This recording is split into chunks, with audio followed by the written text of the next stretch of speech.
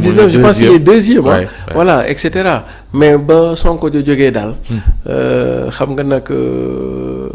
guddi goo gis ab mbër lay waajal ndeke waaw moom nag te jamono ju ne ak la cay xew waaw jamono la woon idée xewoon waaye jamono yi nag moom idée xewi na xam nga idée safoon waaye idée sàlli na léegi nag moom mel na ni Ousmane xew ak Serigne Mboup mel na ni Ousmane ak Serigne Mboup daal ñoom ñoo saf waaw ndax kii mooy représenter intellectuels yi l'école française kii di représenter l'école sénégalaise l'école populaire sénégalaise ñaari profil yooyu profil de ce que nous sommes fondamentalement les Sénégalais le doomu daara Serigne Mboup et ce que nous sommes aussi quelque part par le biais de l'histoire avec la colonisation etc. c'est-à-dire que l'école française on a deux écoles qui sont symbolisées voilà kon daal donc jamono yi waaw Idi daal ndeysaan c'est le chant du cygne pour parler comme les poètes voilà li gën daal li ma ko doon laajee biir mooy xam nga fi mu toll nii jot na nag mu tekki ngembam ndax waaw parce que Idi dama jàpp ni ëllëg mu tekki ngembam da ko yolomal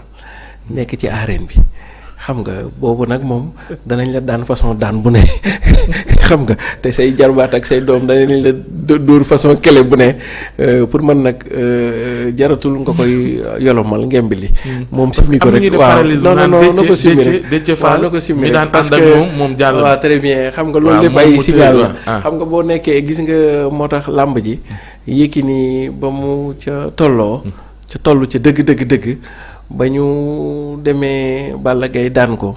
ñuy jóge foofu la Lac de Guiers daan ko defe naa am na yeneen booy bu ko ci daan defe naa waaw ca la commencé nag daal di tekki ngembam bàyyi xam nga parce que xam ni nag lii jot na comprendre nga Moustapha Guèye tamit même chose ba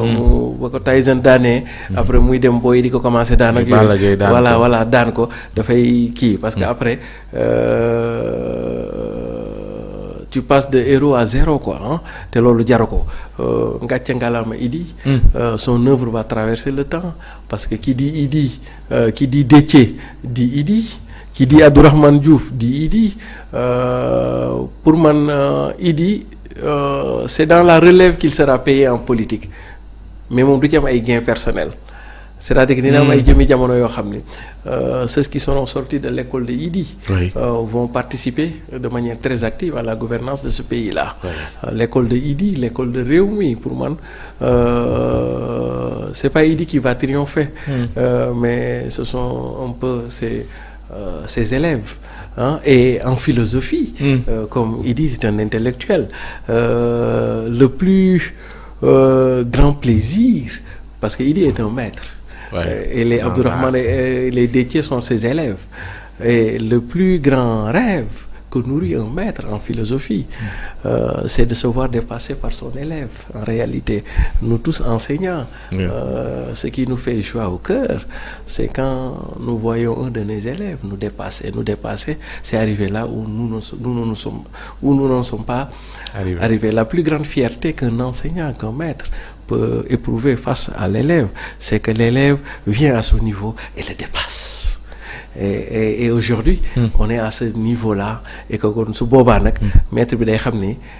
ngàcce ngalaama moom loo bëgg wax juróom-ñetti junni yu ko dese pour mu régulariser waaw du doon lu ko li ma doon wax daal moom man da nga jàpp ci élection yi jëm moom sans Idi damay dem wuti yooyu dem yët ko Serigne Mboup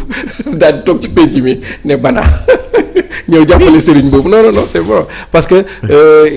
il lui faut un acte de grandeur pour sortir parce que après il aura occupé le temps et l'espace mais benn instant day génn comme un vulgaire type quoi disons-le comme ça te l'homme ne mérite pas ça pour man Idi maa ngi lay ñaan comme dañoo toll ci yooyu l'acte de grandeur que tu pourrais faire et qui va vous honorer c'est que ce complément yooyu boo ko wutee nga ñëw indil ko Serigne Mboup nga jël point de presse déclaré ni bàyyi nga politique tu renonces affaire yi et que décidément tu viens supporter ce que vous êtes d'ailleurs moom parce que Idi ku ko xam-xam ni tamit daara ji la c'est un reflet de daara ji quoi kon donc ñun ñu ngi koy tàllal loxo mu ñëw ñu ànd liggéey réew mi kon décidément élection yi jëm loolu la dina sonner la fin de ñenn ñu war a dem très bien révélé waat ñeneen absolument te ci parrainage bi lay feeñ noo ko jàngatee depuis pratiquement càmbar nañu quarantaine de dossiers ñuy dugg peut-être ci cinquantaine bi te fi na nii juróom benn rek la ñu wax ni ñoo jàll waaw non xam nga c'est que Antonio Gramsci li dit en sciences politiques il disait que il y a choc, il y a crise quand un monde ancien refuse de mourir et qu'un monde nouveau peine à arriver. Aujourd'hui, le monde ancien, c'est Macky Sall, c'est Idrissa Seck, c'est Khalifa Sall, etc., etc. Et le monde nouveau, mooy ñoom Serigne Mboup, Ousmane Sonko, Déthié, etc., etc. Et donc, c'est là où élection yi di am enjeu quoi. Est-ce que comprendre nga mais l'enjeu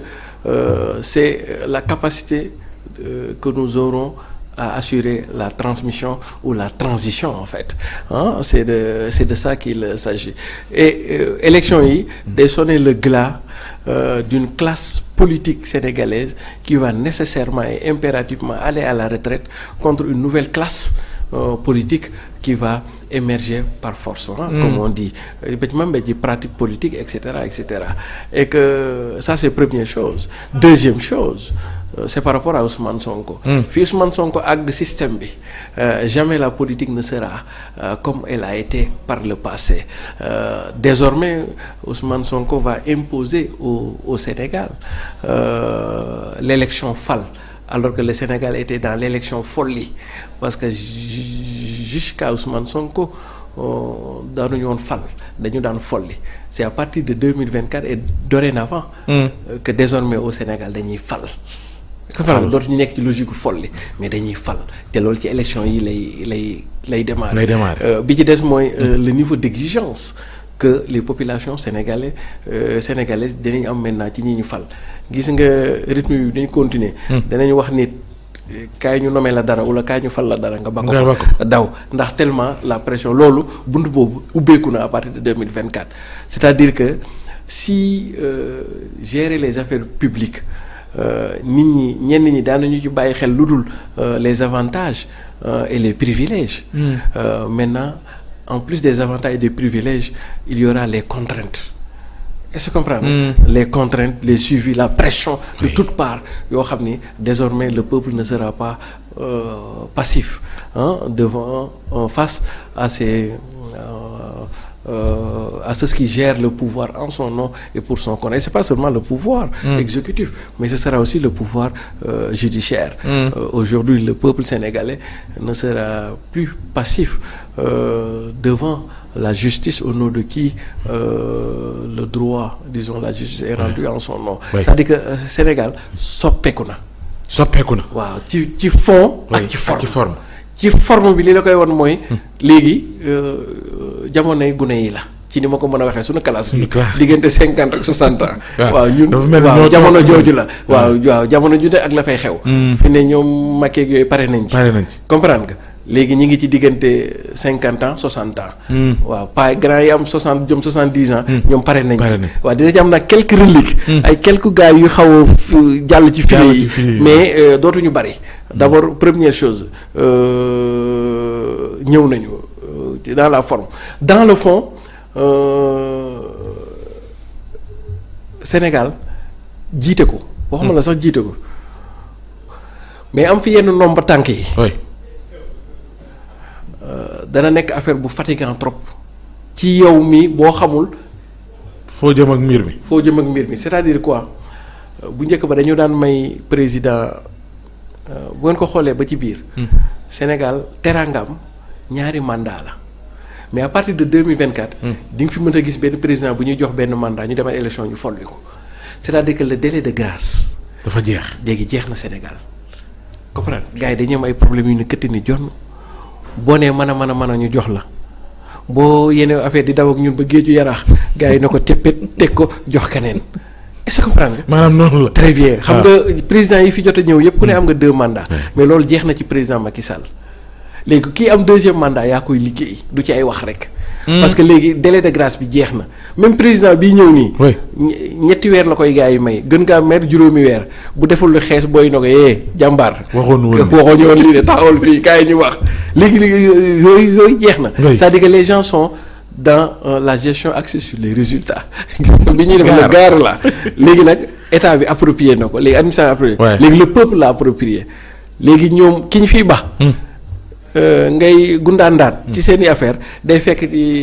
yow nga nekkal leen ci naaj bi ñoom ñu nekkal la ci kër gi wala yow nga nekkal leen ci kër gi ñoom ñu nekkal la ci naaj bi. niveau d'exigence boobu noonu. très bien kan nga jàpp ni mën na ko revendiquer bañ ne mooma. niveau d'exigence boobu noonu waaw. askan wi taxaw ñaar laa gis ñaar ñoo xam ne